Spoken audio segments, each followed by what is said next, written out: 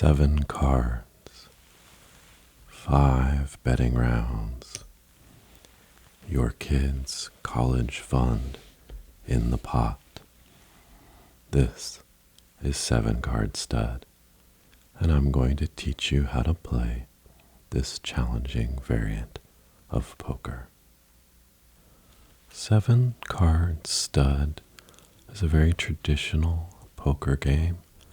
Used to be extremely popular before Texas Hold'em took over the popularity crown. There are some similarities between the games. You'll try to make the best 5-card poker hand out of a mix of cards, some dealt face down, some face up. But each player has their own individual set of cards. There are no community cards. As a result, the game does play differently. It has, as I said, fallen out of fashion a bit, but it still shows up in mixed championships or in home poker games, so it's helpful to know how to play. Many instructional videos about variants of poker assume that you already know something about the game.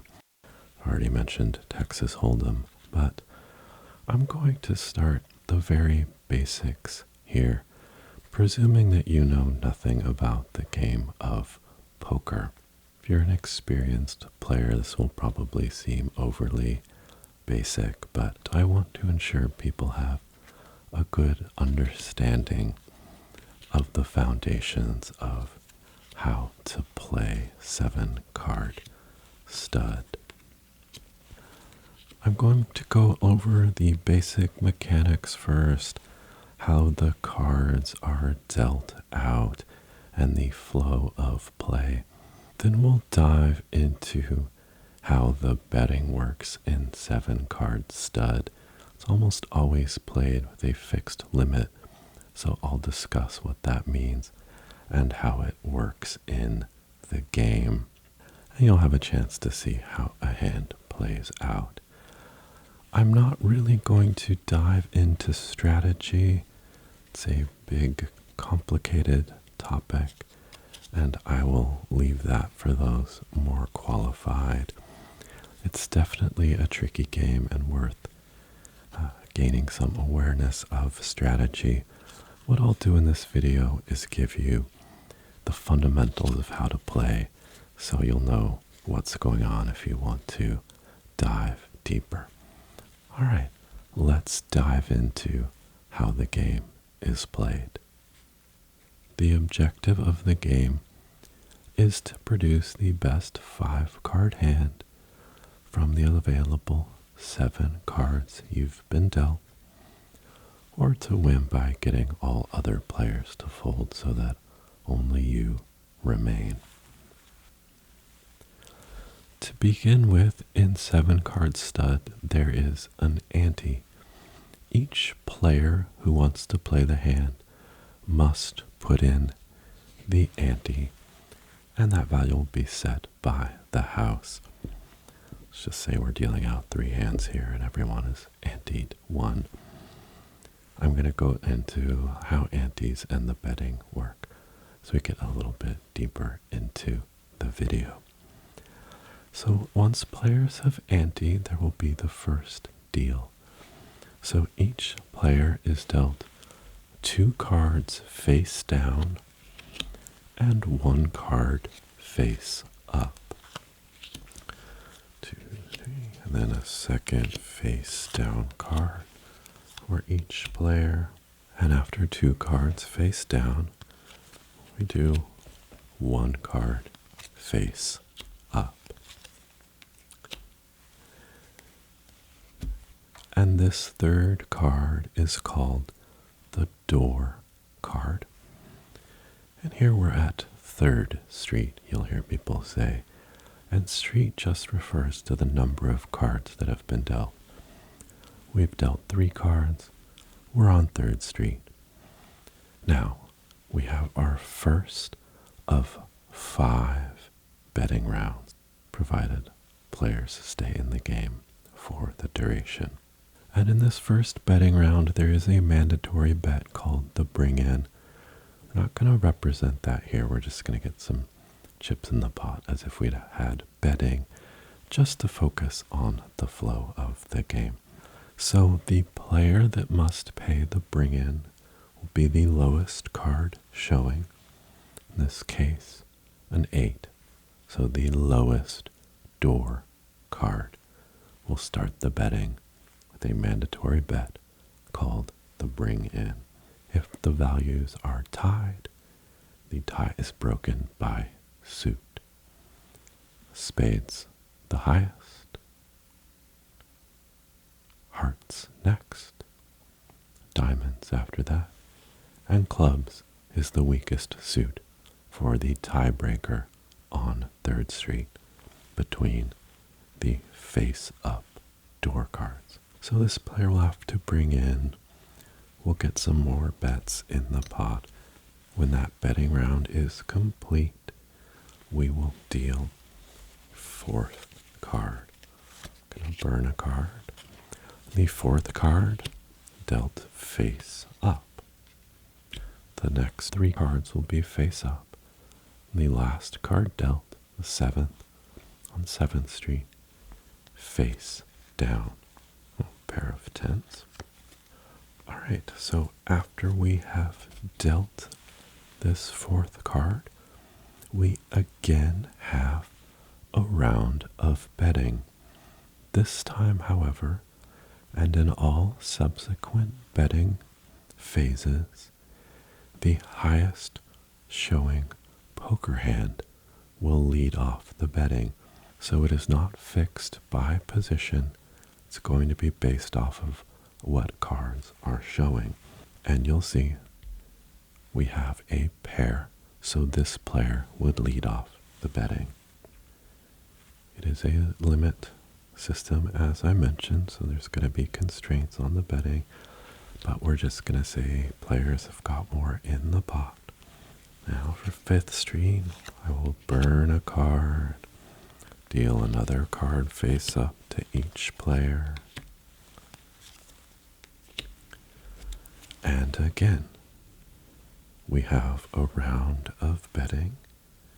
Again, highest showing hand, which would be this player, will bring in more bets here on 5th Street. And here it switches to the big bet. If it's a $10, $20 limit game, now the bets will be in increments of 20, and I will explain in detail what that means. We get more bets, players continue to play. If they don't want to bet, they could fold. We're going to burn another card and deal the 6th card again face up. This is the last face up card, the final card, the 7th. 1, 2, 3, 4, 5, 6. We're on 6th Street. Have one more round of betting. We'll get a face down 7th card, and then the last round of betting. Situation hasn't changed. The pair of 10s still the highest poker hand, so that player would lead the betting. We have another round of bets. All these players are still in the game, so we're going to deal our 7th card. Burn a card, and the last card dealt face down.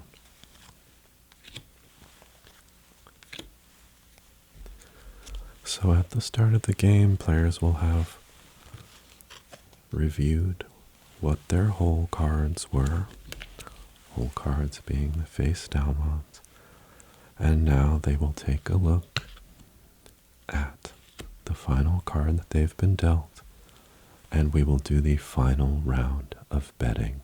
In this final round, again, it's the big bet and the limit. Don't worry about that for the moment. We'll get into the betting in just a bit.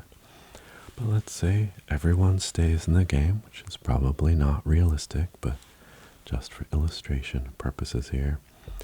And we have all of the bets here out on the table. So, for any players who remain in the game after all the bets are equalized, in the final round of betting, we've dealt 7 cards, have had 5 rounds of bets.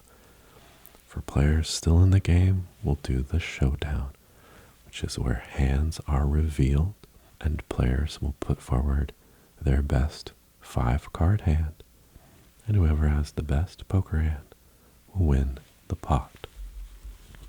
There are lots of resources available for the poker hands, but remember, royal flush is the highest, straight flush is next, then 4 of a kind, full house, which is 3 of one card and 2 of another, flush, all of one suit, straight, a sequential set of numbered cards, 3 of a kind, 2 pair, a pair, and if you have nothing else, it's decided by high card. Alright, so let's go ahead and reveal and see who would have won this game. So we'll start here. So you see 3, 4, 5, 6, but they don't have a straight. 3 club, 3 spades, and 3 clubs. No other red cards, so they don't have a flush. There are no pairs in this hand, so this player actually ended up with nothing. They may have been hoping for a straight, but possibly they may have folded too. So this player's hand does not have a poker hand other than high card, which is ace. We already knew this player had a pair of 10s. They have 3, 5, 6, no straight, 2 diamonds, 2 clubs, a spade, 2 hearts, so no flush, no additional pairs. So they end up with just that pair of 10s. Again, we were just kind of doing pretend betting to show how cards are dealt. Players might have played these hands very differently. So this player had 6, 7, 8, 10, so potentially a straight, king,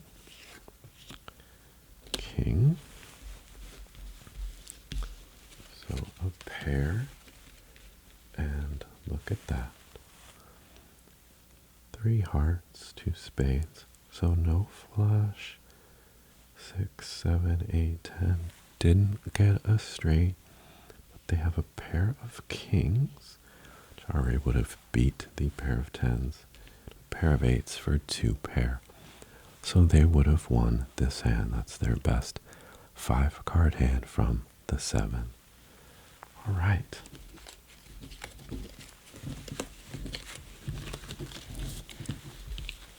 So that is a look at the flow of play. It's pretty straightforward looking at it just like that. The first deal has 2 cards face down, whole cards, and a face-up card we call the door card. There will be our first round of betting, and then in each subsequent street, 4th Street, 5th Street, 6th Street, and finally in 7th Street, an additional card will be dealt, another round of betting, and so on. You get 4 face-up cards, and then the last card is dealt face down. After the final round of betting, there will be a showdown for any players still remaining. So if you're familiar with Texas Hold'em, they're shared community cards, whereas in this game each player has their own cards. That changes what hands you might end up with, because cards players have showing are never going to be available to you. So it is very important to be aware of what cards are out and have been shown that might also have been folded, because hands will definitely play out differently than in Hold'em. As I said, we're not really going to get into strategy, but it's important to start being aware that there are some differences if you're coming from Hold'em and stud is new to you. But now let's get into the betting, as there are some specific rules for how bets are handled in 7-card stud, and again, it's almost always played with a fixed limit, which will affect how we do betting.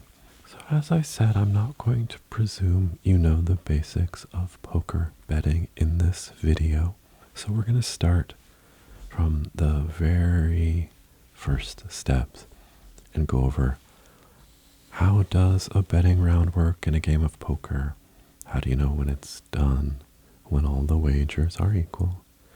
What terms like call, raise, and check mean, along with all in, just so you can understand what's going to happen in a round of betting.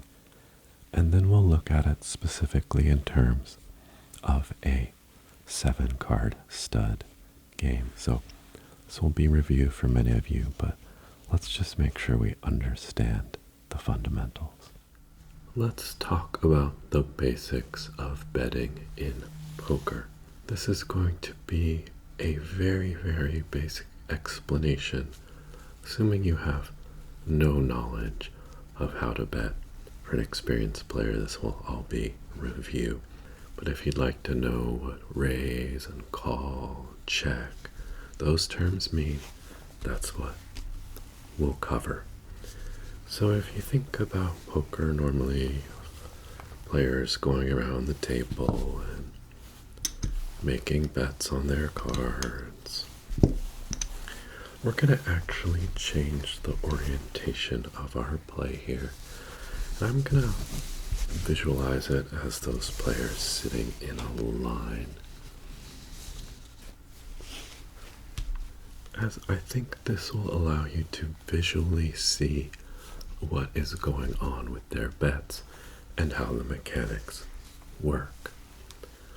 So the goal of any round of betting in poker is to end up with the bets equalized between the players, that every player has wagered the same amount in that round. So to show you what I mean, let's say our first player makes a bet of 1. Currently these players have not bet, so the pot is not yet equalized between them. Now it's this player's turn to act, and they will call this bet, which simply means match the amount of the current high wager, the previous person's bet, the one sitting next to you. So they've matched the one and called the bet. Let's say player 3 also calls the bet, matches the high bet of 1, and player 4 also calls. Now you see we've gone around the table, and each player has bet the same amount. Each has bet 1 here. In this moment, all the bets are now equal, and so we can move on from this betting round, typically, going to deal another card, and there will be more betting, or we might end the hand by showing what players have. So that's a very simple example of calling in poker. Now, let's look at the raise. So again, let's just say our first player bets 1. Different poker games may define how the first player will bet, with a blind or a bring-in. But for now, we'll say this player bets 1. Now this player calls the bet by matching it. Calling is matching. This player, however, wants to raise. So to keep playing, they either need to call. If they don't want to bet, they would need to fold. They don't want to put in more money. But this player wants to raise. They want to increase the wager in the pot. So they're going to put down an additional chip. So now the high wager is 2. These players have only bet 1. And now we come to this player. If they don't want to make that bet, they could fold. To keep playing, they need to at least call the bet or match the bet. Now, we've gone around and the bets are not equal. So we keep going around the table, so we loop back to this player. They don't want to play, so they're going to fold. Their money comes into the pot. They've lost what they've already wagered. This player has seen that the bet has raised to 2. They could call, and then we'd be complete because all bets are equal. But this player says, hey, I'm actually going to raise again. And they raise it another 1. I'm not saying this is a good strategy or not. This is just for example purposes. Now this player who did the original raise is below the new high wager of 3. So to continue the hand, they will need to call. And same for this player. Now they could raise again, and we keep going. There will often be a limit to the number of raises in a hand, depending on the house rules. But if this player calls, we now see each has bet 3. The hands have equalized, and we can go on to the next round, which will just have these 3 players in it. So that is calling and raising. We saw an example of the fold. If you don't want to match the bet on the table because you don't feel your hand is good enough, you can fold to leave that hand. There is another option called checking, which is not available in all cases. In a game of Hold'em, there are initial required bets, the small blind and the big blind, where those 2 players are required to post a bet. And this just starts the betting action. So if that's the case, right, the high wager is now 2 from the big blind. This player would have to call. This player could call. This player might want to raise. And then we go around again until we get the best equalized. Each player calls in turn, and we could play the hand.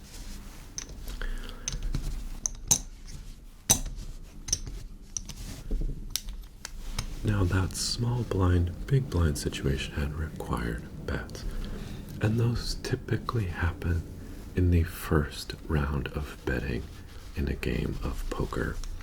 Stud may require, say, the low card showing to make the first bet. And there's a required amount. In subsequent rounds, there will be a player identified as the one who starts the betting action, whether it's their placement relative to the dealer or based on the cards they have showing will vary by the specific game you are playing. But if there is no required bet in a round of poker betting, the player acting first may choose to check. And in this case, they are saying, I'm not going to make an additional wager. I'm not going to enter a bet at this time. Now, if they check, other players can also check until a bet is made. So Second player says, oh, I'm not going to add any more to the pot either. Third player says, I'm going to bet 1. So now that there is a bet entered on the table, there can be no more checks in this round. Players must equal the highest wager to continue playing. So the fourth player does not have an option to check in this game. Can call, stay in, and now it comes back to our first player, who needs to either fold if they don't want to make the bet, call, or they'll have an option of a raise over that bet. This player checked if they could fold if they don't want to play, but if they did want to stay in the action, just wanted to see who was going to bet, they could call. This player could call. Now you just, to stay playing, need to match the highest wager. No one else wanted to raise. We've been around, equalized the bets, and play will continue. So it's very straightforward. All you're trying to do with betting is you go until you have equalized everyone's bets. They have the same value of chips staked in that round. Okay?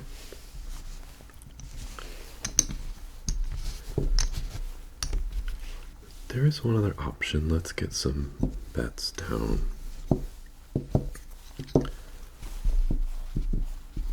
The pot's getting pretty juicy here, say. So people have made some bigger bets, and let's say we get to this third player, and the problem is they don't have 4 chips. Let's say they only have 2 remaining. So they can't match the highest bet on the table, which is 4, right? And that's what we've said is required to stay in the hand. You have to call or fold. However, and if this player had weak cards, they would obviously definitely fold. However, if they feel very strongly about their hand, they are allowed to go all in, which means bet the maximum, all the chips that they possess, even though it's insufficient to call a previous bet.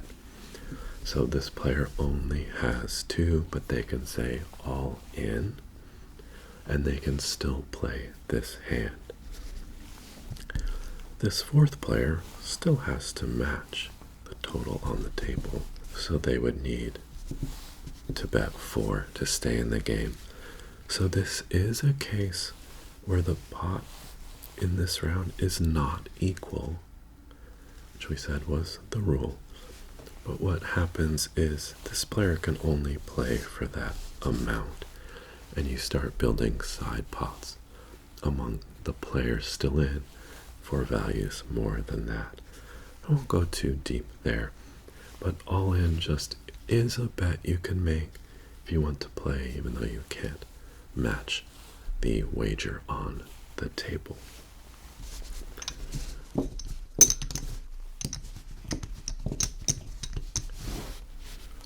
Alright, so you can bet, call is matching the bet, raise is where you match and then add additional to get a higher value wager on the table. Check is in rounds with no required bet. You can choose not to enter a wager as long as no wager has been entered.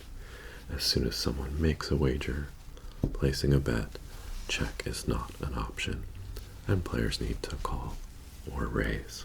So when we say limit poker, there is a fixed limit on what you can bet.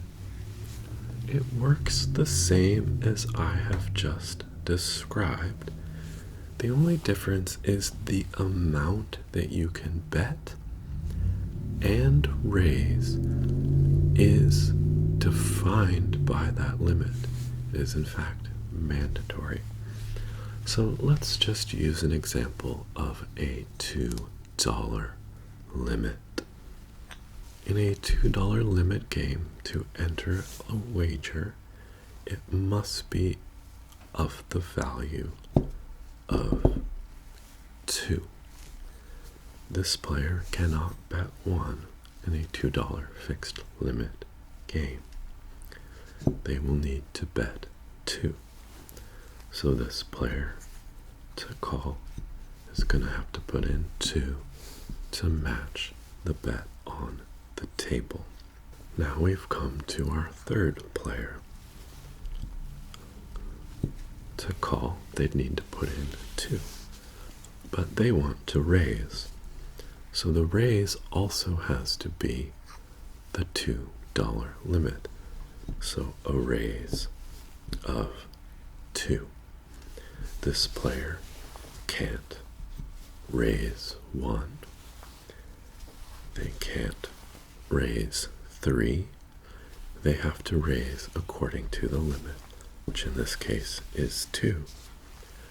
Now for our fourth player, hey, too rich for them. They're going to fold. We have an unequal pot. This player will call to match the high wager in this round. And this player could call. And if they want to raise, they would have to raise by 2, making the total 6. And now these players would have to match that. So to call, they would have to go to 6 as well. And now all players have equalized, and we would proceed with the hand of poker. So when you see fixed limit, it is quite straightforward. You just have to bet or raise in increments of the limit. Often you will see the limit expressed as a slash value, say $2, $4. And what that means is in the initial rounds, use the smaller limit of the 2, and in later rounds, you use the limit of 4. So in stud poker in the first 2 betting rounds, where we have a 2 in a $2 and $4 game, players will have to bet the 2. They would raise 2.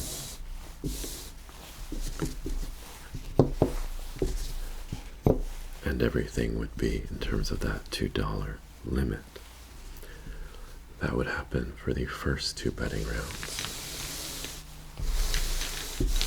3rd Street and 4th Street. I have 3 and 4 cards now. Then when you get to 5th Street, or depending on what your game you're playing, there's a point where it switches to the large bet, the big bet. So now, where before to start the wager you had to put in 2, this player now has to wager 4. This player would have to bet 4 to call. If they wanted to raise, they'd have to put in the 4 to match.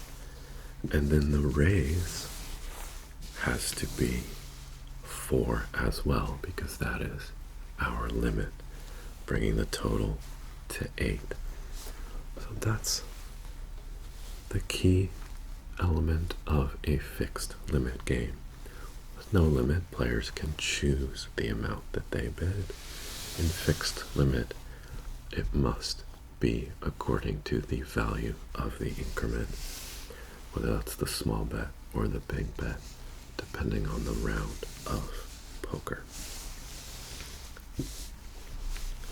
There are also pot limit games, which limit the bets to the total value in the pot. And I'm not going to dive into that there. Not too complicated, but focus on the basics here. 7-card stud is almost always played as a limit game.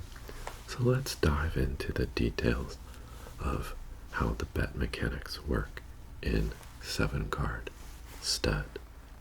Alright, now that we know the basics of poker betting, let's look specifically at 7-card stud.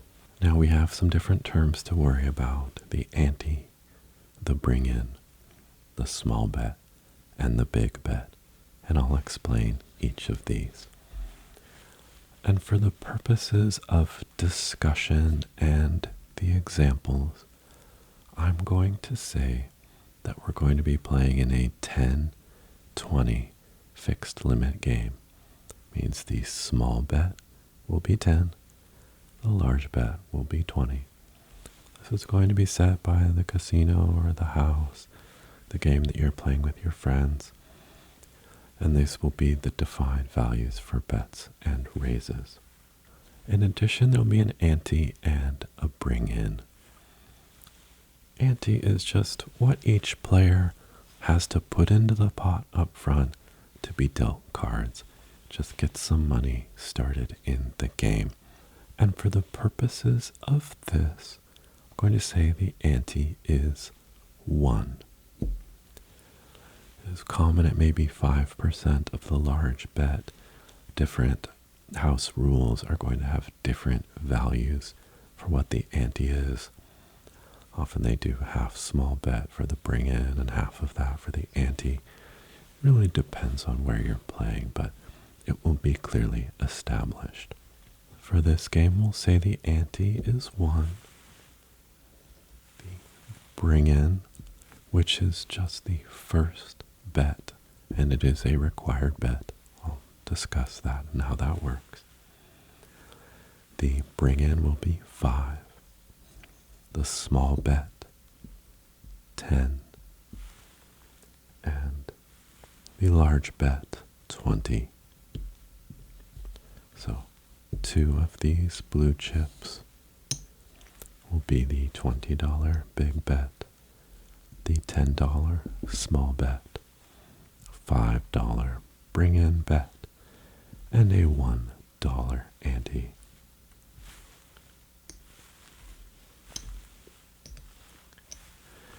So let's do an example. I'm going to use 3 players here. You can play up to 8. That could introduce some complexity in terms of the number of cards you need. 8 players, 7 cards each, 56. That's more than the 52 card deck. And there's some specific rules for that. We'll touch on that very briefly at the end, but an extremely uncommon situation for 8 players to remain until the showdown.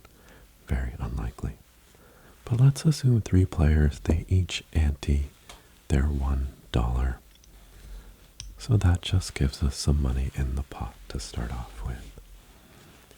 So for those who've anteed in, they're going to get dealt into the game.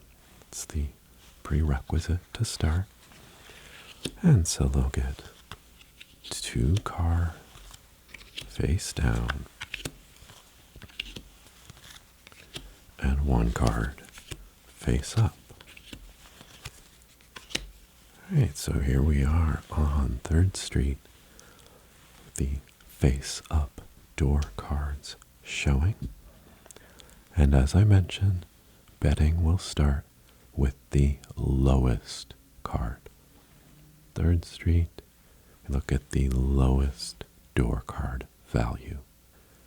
In this case, the 3 is the lowest card, and they are required to start the bidding. Let's give a little space here. We have some room for the pot. So the player who has the lowest door card, again we're on 3rd Street. We've dealt the first 3 cards. This is our first betting round. This player is required to bet a fixed amount that is defined by the game that you are playing. In our case, we said the bring-in bet is 5. So this player must bid 5. This starts the bidding action, gives other players something to respond to, and just gets the betting going. If you're familiar with Hold'em, the small blind and big blind are the same idea. Required bets just to get some betting action started at the table. So, in our case, 5. So the lowest door card player has to put in the $5 bring in. Since we are playing a limit game, normally the bets must be the $10 limit value. The bring in is the exception. Here it is half that value. This player has the choice to complete the bet, as it is called, which is to bet that limit amount. In this case, $10. In the 3rd Street betting round and the 4th Street betting round, we use the small bet value. In this case, $10. In the 5th Street, 6th Street, 7th Street, the remaining betting rounds after the 4th, the big bet is used. And bets or raises will then be $20. So this player must, at a minimum, bid the bring in of 5. They may choose to complete the bet, which is effectively a raise the bring in of 5 up to the 10 of the limit bet. So they're either betting 5 or 10.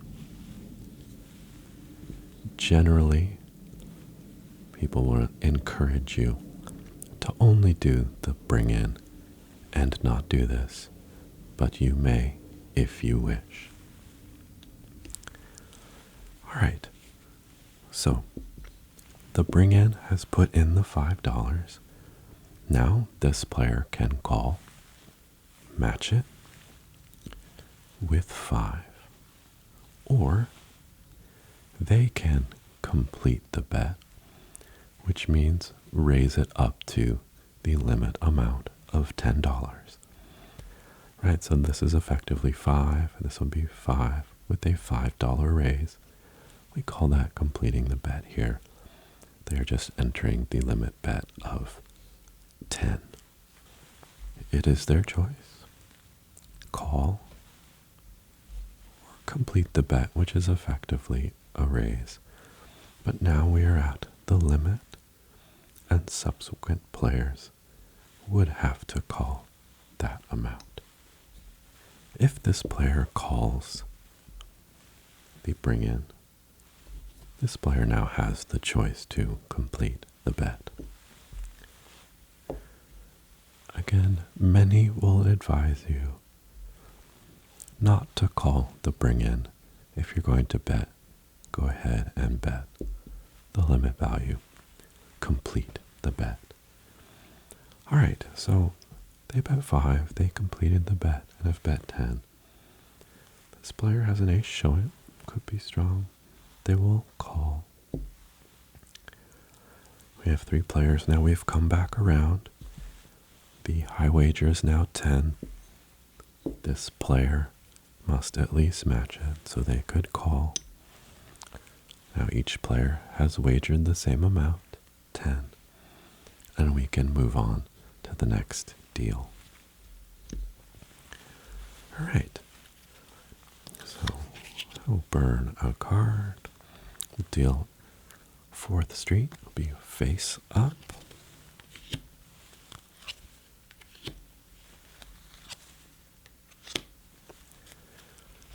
Now we're going to have another round of betting.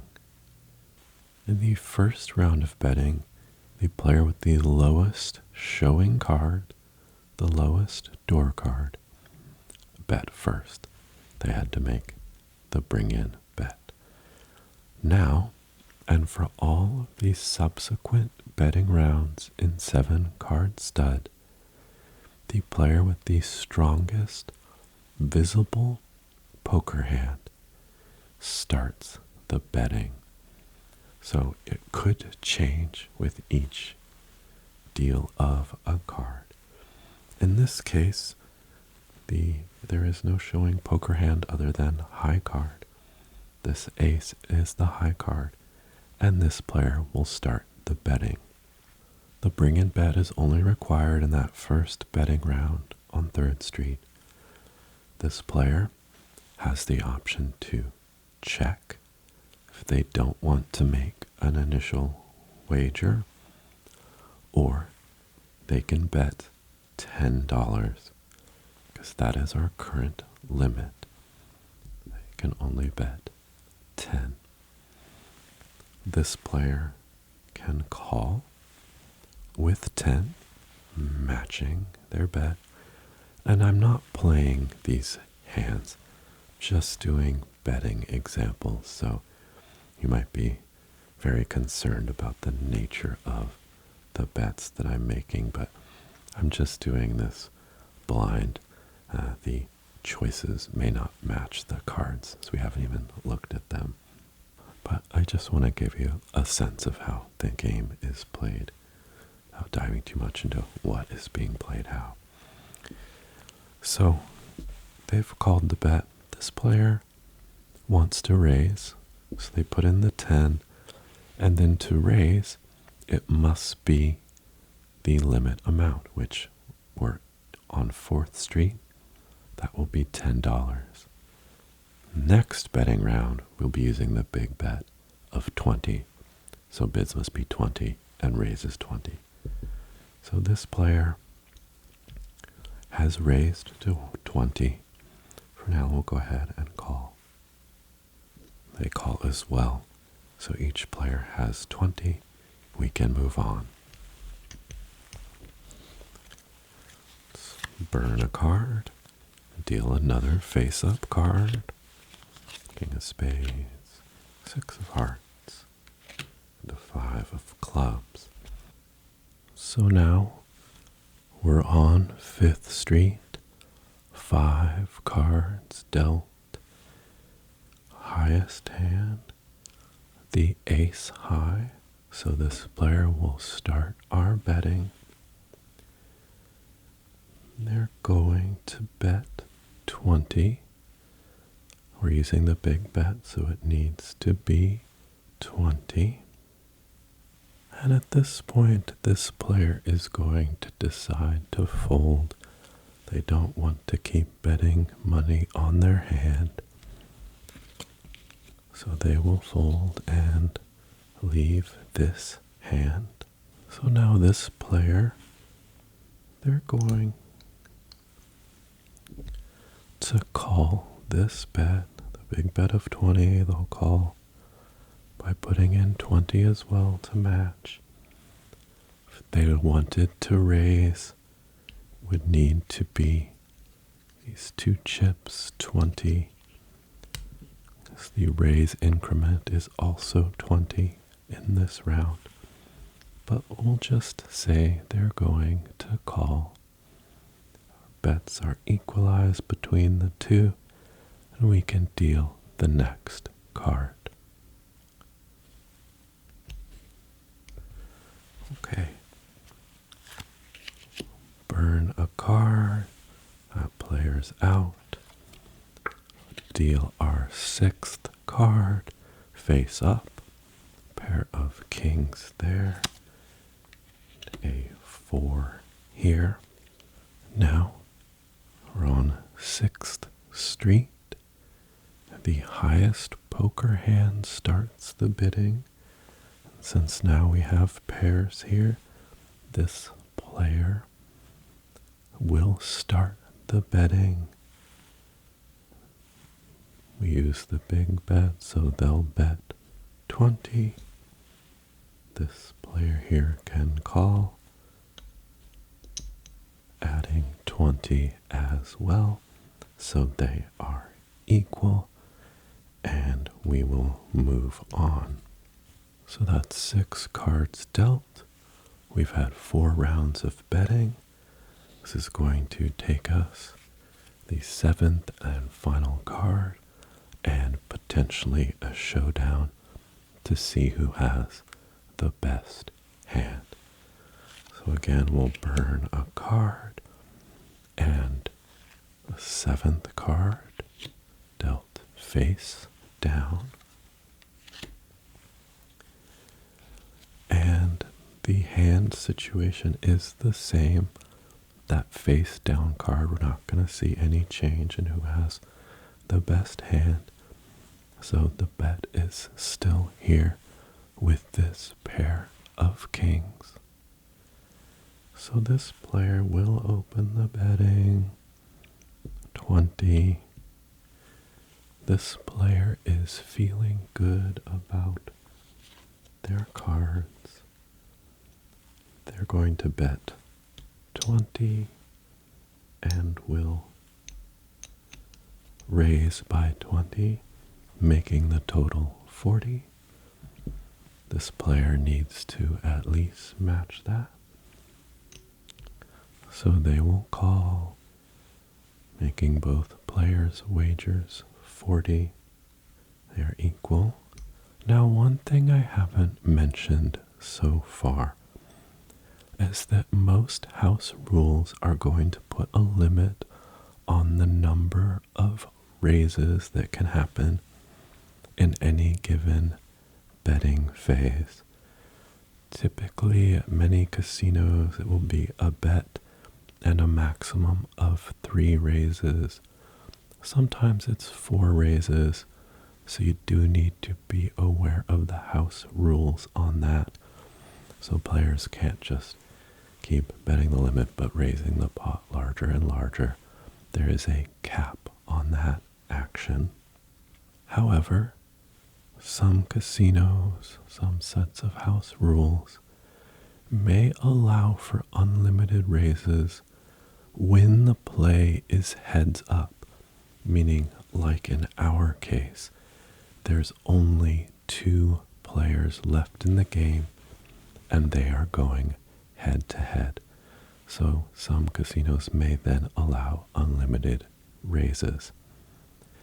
And typically that will be at the start of a betting round for it to be heads up. Meaning on 5th Street when this player folded that those 2 players couldn't have started going unlimited. But once it got to the next betting round in 6th Street, they could have. So again, check with your house rules, but most likely you'll find there's going to be a limit on the number of raises going around in a given betting round. Alright, so these players entered their final bets. 2 players left standing, so we go to the showdown. We'll reveal their cards and see who has won this hand of 7-card stud.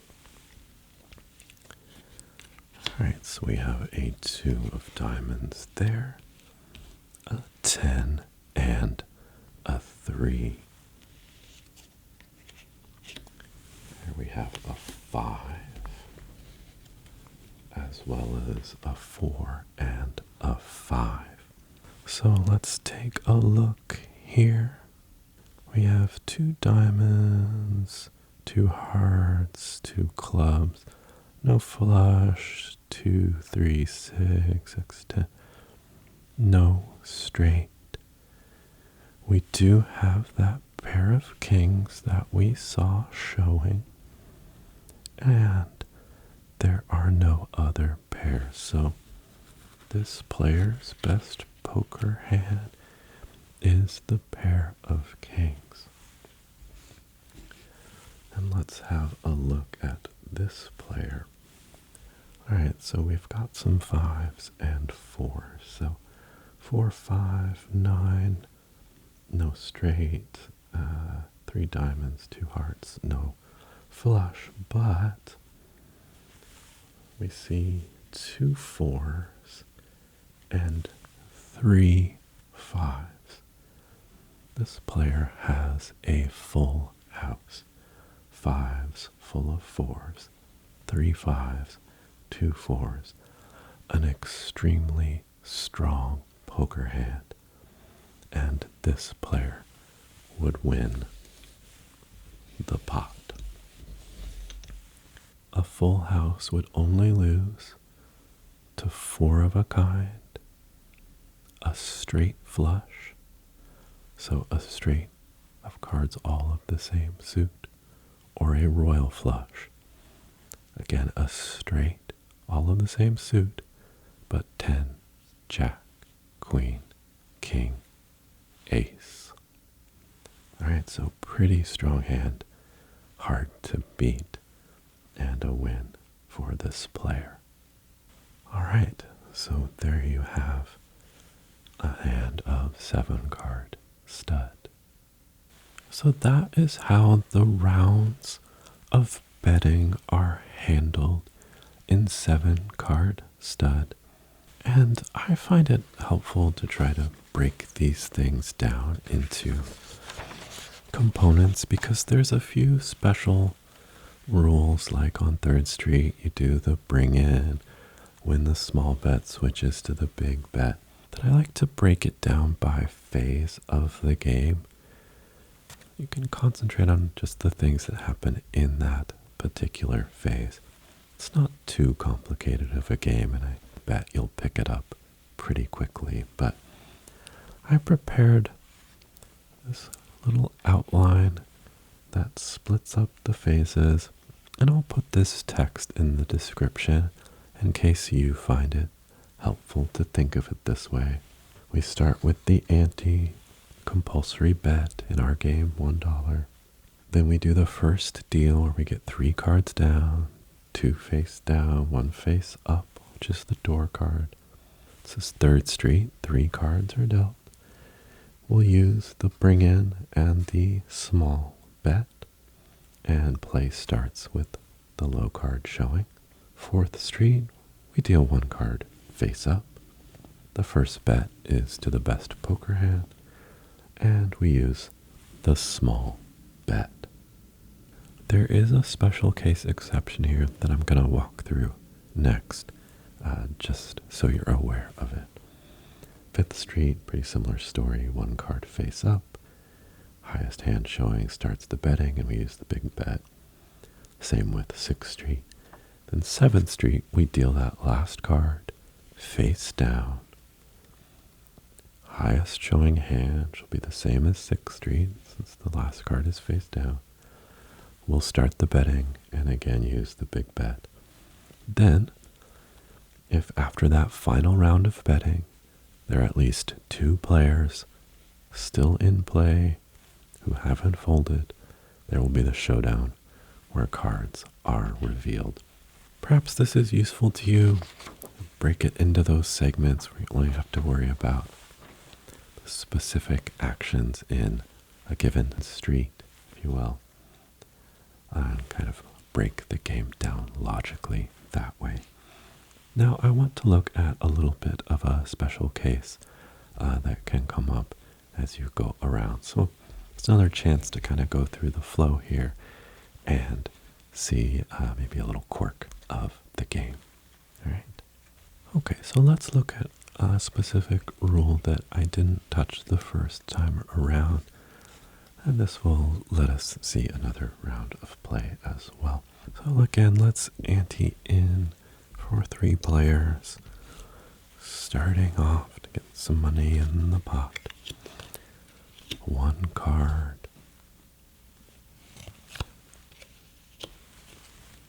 A 2nd card. And then that 3rd card. Face up. Now, the low door card, that player will start the betting. In this case, it's a 2. Remember, in the event of ties, it's by suit. Clubs are the weakest, then diamonds, hearts, and spade, the strongest suit for tiebreakers. And suit is basically only used in this betting portion as a tiebreaker. It's not going to be the case when it comes to the showdown. Alright, so this player has the low door card. They need to make the bring in bet, which is a mandatory bet. In our game, it is $5. So they need to make that bet. For they did have the option of the small bet here. Remember, at this point, players would have looked at their hole cards to have a sense of how they want to play, or if they want to play. Right, so this player, well, let me just show you the example. They'll call the bring in, and I know I said generally encouraged not to do that, but it is your choice. So they called, this player is going to complete the bet. They have the option to do so. They're going to go ahead and make that limit bet of 10, which is effectively a raise. This was 5, now raised to 10. And let's just keep everyone in the game. These two players will call. And now we're equal. Everyone has wagered 10. Let's move on to the next street. Alright, so let's burn a card. Then we're dealing face up on 4th Street.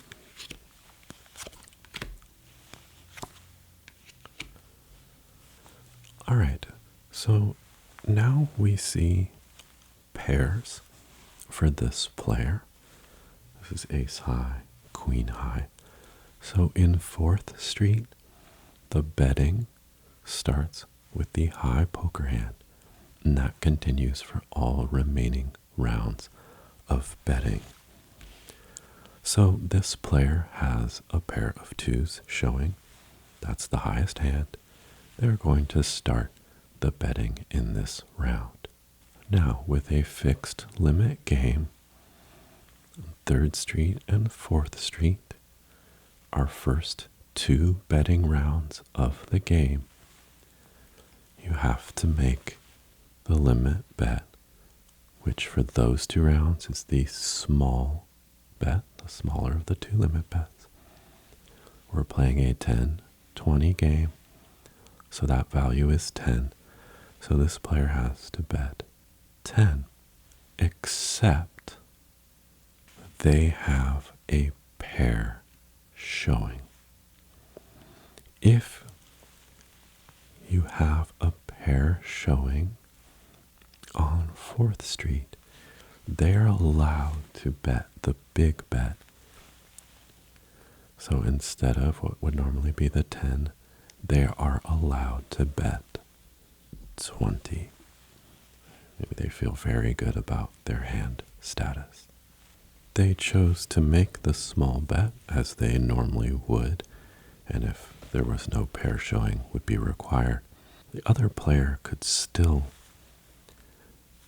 make the big bet because there is an open pair showing. So this person could bet the 20, and now this is the high wager. And this player would have to call by also betting 20. And if this player wants to continue, call by putting in another 10 to match the $20 wager. So the presence of open pairs on 4th Street opens up the possibility to use the big bet in this betting phase, when normally everyone would have to be using the small bet, in our game $10 for bets and raises. Okay, so it's one special exception that happens when pairs are showing on the table in 4th Street. All right, so let's go ahead and proceed. And I'm going to take a peek. We'll kind of pseudo play this hand.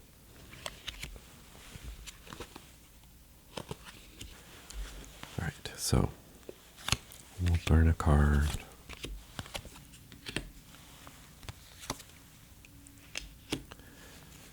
Get that fifth card dealt. Pair still the highest hand. Right now we are on 5th Street. We've had 2 rounds of betting. So this is the 3rd round of betting. Now we switch to the big bet, right? Because we had the pairs, that was an option last time. Now it is required. All right, and as a reminder, there are no required bets at this point, only that bring in bet initially. So this player has the option to check. This player will check as well, meaning if this player wants to bet, they'll be betting the 20, the limit. Right, this player wants to stay in with their pair, so they call. This player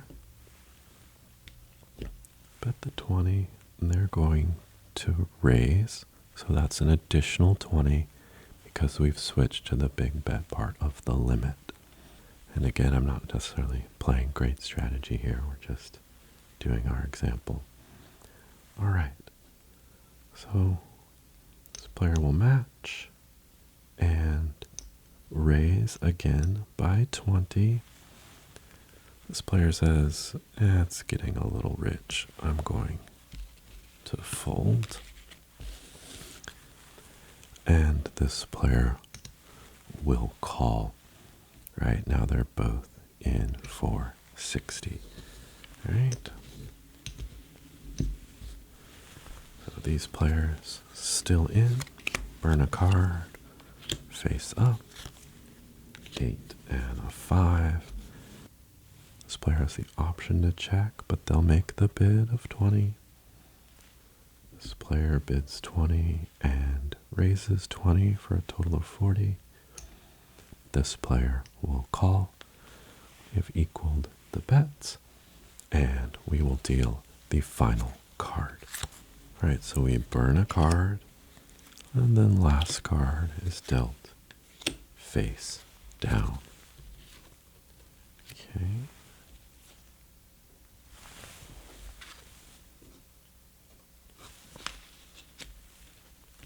So ace high here, they'll lead the bidding. They're going to do the $20 bet. And this player is just going to call. So that's all there is in terms of betting. They both have wagered the 20. Now let's see who wins. A pair of kings and a pair of aces. So this player has 2 pair. Here we have a jack.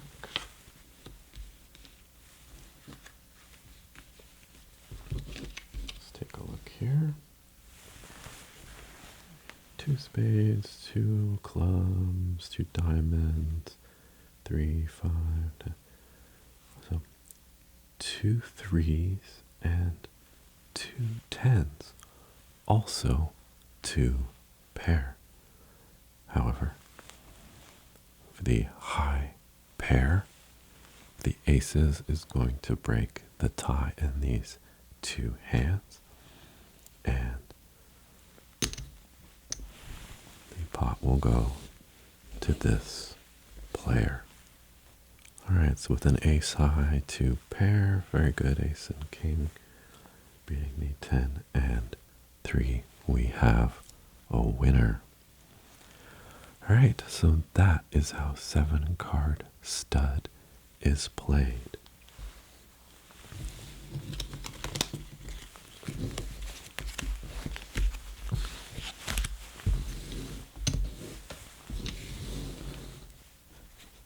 So I mentioned earlier, if you have 8 players, you potentially need more cards than are in the deck if all players were to stay in.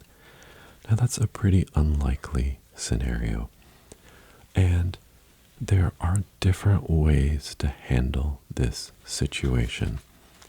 Typically, we have burn cards and some folded cards. Many casinos are going to do some formulation where, when identifying that there aren't enough cards, the burn cards and folded cards may be shuffled together and then used to deal. In some games, a community card may be used. One of the last cards dealt is dealt as a shared card. I mentioned there are no community cards in 7-card stud. That's how it differs from Texas Hold'em. That would be a very special and rare case where the rules might call for a shared card simply due to there not being enough cards. Maybe a combination of these strategies for handling it. As I said, it is uncommon. You're not likely to run into it, but you can check the rules of wherever you're playing to understand how it will be handled. But this is a game where most people are going to fold, and you're not going to have a bunch of players going all the way to the showdown.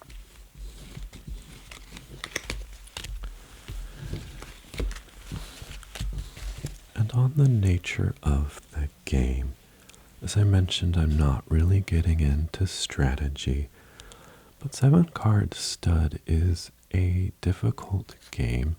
It's generally seen as more challenging to play than something like Hold'em, and it's mostly due to the fact, or at least partly due to the fact, that because each player has their own individual cards, them having a certain card will affect your chances of getting a particular hand. You're not going to be able to share that card.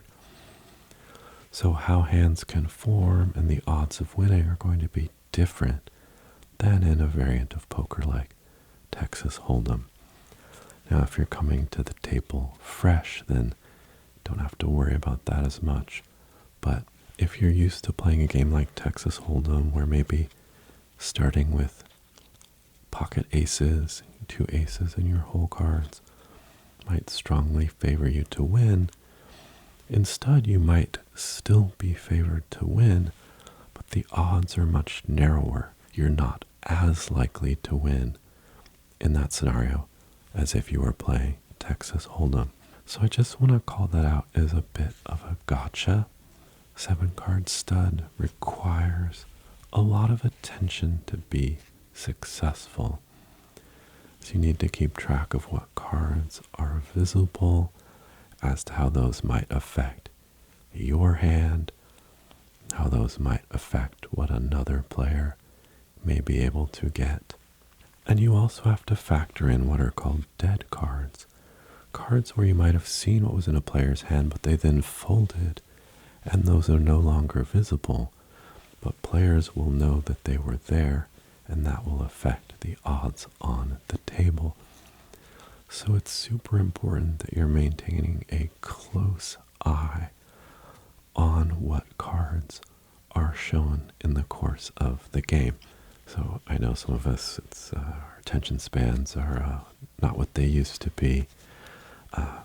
So that can make a game like this tricky. So definitely be aware of that. If you're going to play seriously, look into the details of strategy, because they may be different than some games that you're familiar with that might seem similar but are less similar than you might think once you dive in.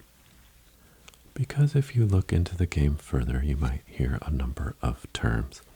I'm just going to hit a few definitions. Most of these I've already talked about, but it may help to have the vocabulary if you're watching other videos or reading articles to understand the game. So as I said, dead cards, right? If a player folds after 4th street, these cards, this 4 of spades, the king of hearts, they have now been seen by players at the table, but when they're folded, these are now dead, out of sight, and potentially out of mind, but that is information that affects the hands, so important to know. When you get your first deal, door card, that is the face-up card, the first face-up card in 7-card stud. It's the face-up card on 3rd street, and street is referring to the number of cards dealt. 3 cards out, that's 3rd street. 4 cards out, that's 4th street, and so on. Whole cards, the 2 face down cards, only you see those cards, and you look at those to form a sense of how good your hand may end up being. Let's grab some cards here. All right, here's our 2s.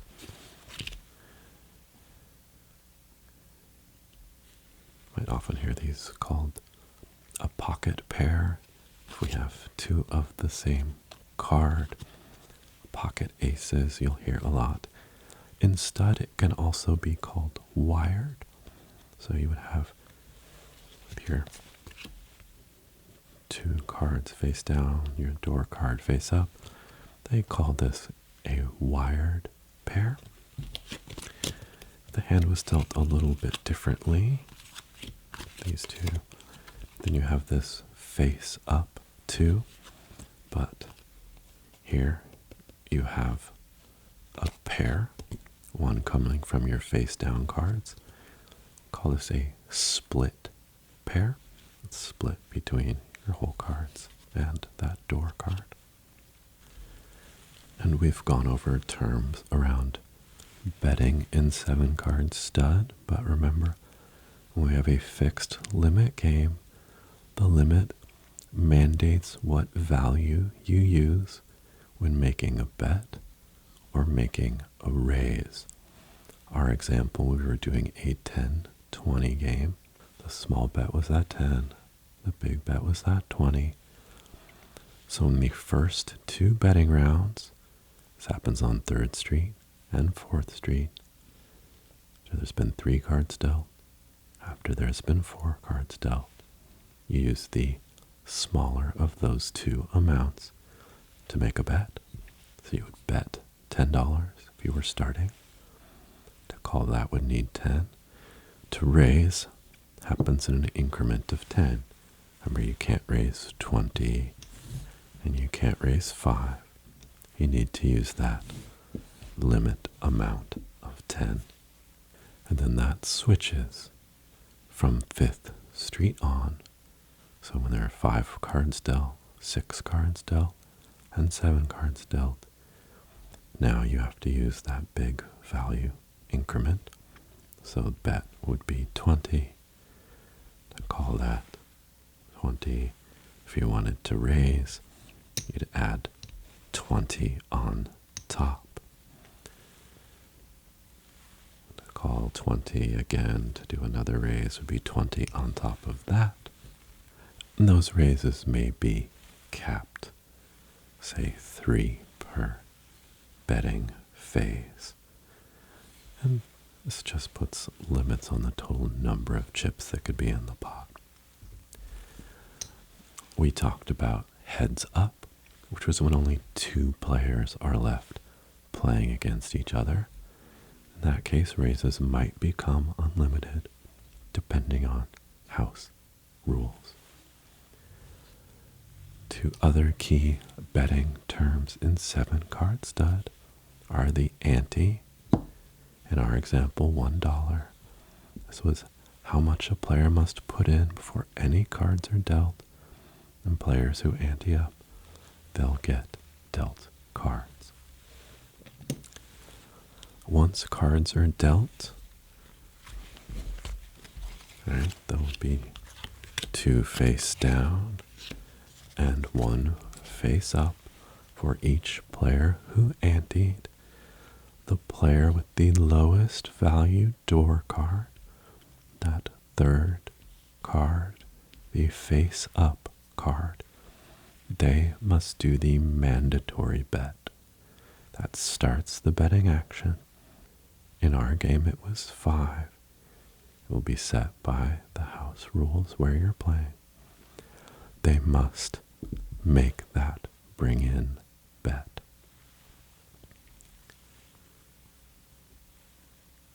The player may complete the bet instead of paying the minimum mandatory bring in value of 5. They may instead pay the limit amount and make their wager of 10.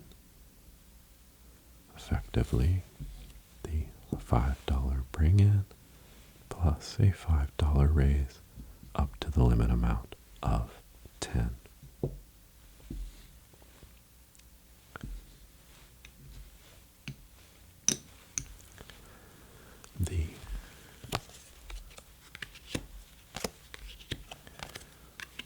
So we get to 7th Street.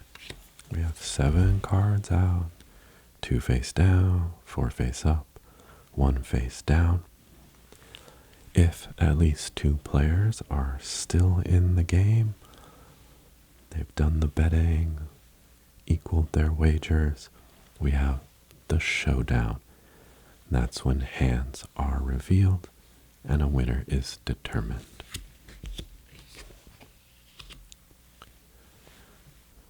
Pair of 2s.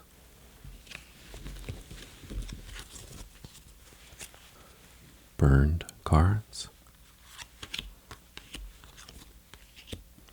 This is found in casino play, higher stakes play. It may or may not happen at more casual or home games. But the dealer will burn a card before dealing 4th Street and subsequent rounds, and it helps throw off players who might be acting in inappropriate ways to influence the outcome of the game. So you would burn the card before dealing. For 5th Street, we'll burn another card.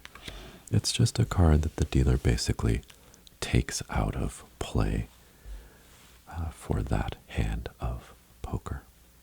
Last but not least, all in, going all in.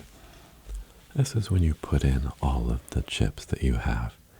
And this can be done in cases where you're not able to otherwise match the current high wager, but lets you keep playing the hand. So there's a few terms that may be helpful to you as you pursue a deeper understanding of 7-card stud. Let's finish out with a quick summary of how the game is played. It uses a 52-card deck. You can have up to 8 players. Players need to ante, put in a nominal amount to receive cards. The initial deal, 2 cards face down, 1 card face up. Now we have the first betting round. The lowest showing card, lowest door card, makes the bring in bet, the option to complete the bet and pay the limit amount. Player can complete the bet, call, and another 5 here to call. Equal bets. We move on to our next phase. Burn a card, 4th card again face up. At this point, on 4th Street, betting begins with the highest showing poker hand, and that continues the rest of the game. Whichever of the remaining players has the highest showing hand. Pair of jacks will start. We are in the 4th Street, the second round of betting. We use the small bet value in our limit game. Our game is 10, but remember, pairs make it so that the big bet value could be used in 4th Street. Otherwise, it would be 10. We'll just use the 10 Again, we're not playing strategically, just showing you how the game mechanics work. These players will call.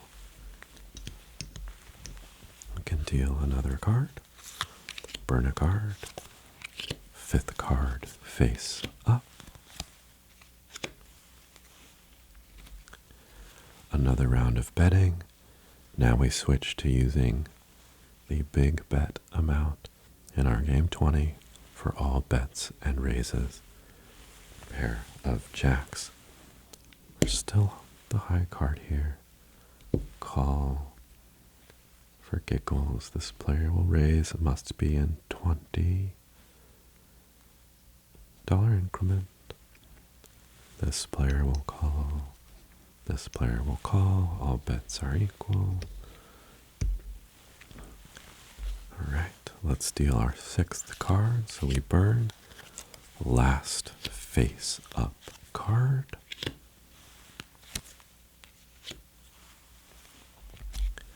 Another round of betting. Use the big bet amount. Jacks still in the lead here. They'll bet 20. Again, just to show the hand play out, we'll call each of these players.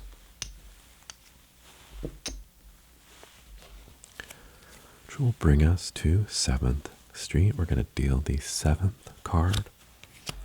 Burn a card. For the 7th card dealt face down. This will be our final game situation here. Still have the pair of jacks in the lead. Highest showing poker hand. They'll start the bidding. Again, bid of 20. I'll go 20 and just, again, for example, a raise. It's a raise of 20. This player calls, equalizing the high wager at 40. Player will match that but raise, and it's an additional raise. It must be in the value of 20. So now a total of 60. This player will call, and this player is going to fold. They don't like how rich that's gotten. So we've dealt 7 cards. Our 2 remaining players have equal wagers. It's gone up to 60. And because we have 2 or more active players after all the betting is finished, 7 cards dealt, 5 rounds of betting completed, we have our showdown where cards are revealed and we'll see who wins. Alright, so let's look over here. So right away we see 3 jacks. There's 2 spades, 2 clubs, 2 hearts, no flush, 5, 6, 10 jack, no straights, 10, 6, 5, no additional pairs, and ace. So, this player ended up with 3 jacks. Let's have a look here. 2 diamonds, 2 hearts, 2 spades, 7, 8, 10, 5, 7, 8, 10. No straight, but we do have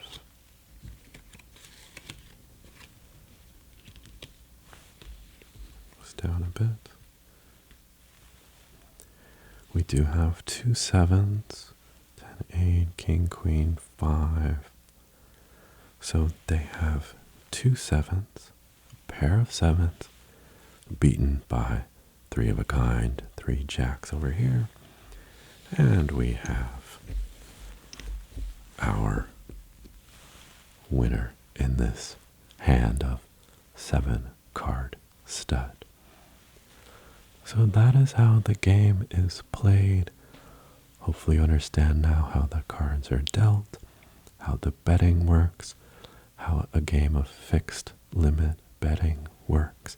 And I hope this is a helpful basis for you to start your journey in 7 card stud, if you're coming from other variants or if you're new to poker, for trying a very challenging game. So good luck to you out there, at the casino and have a wonderful night.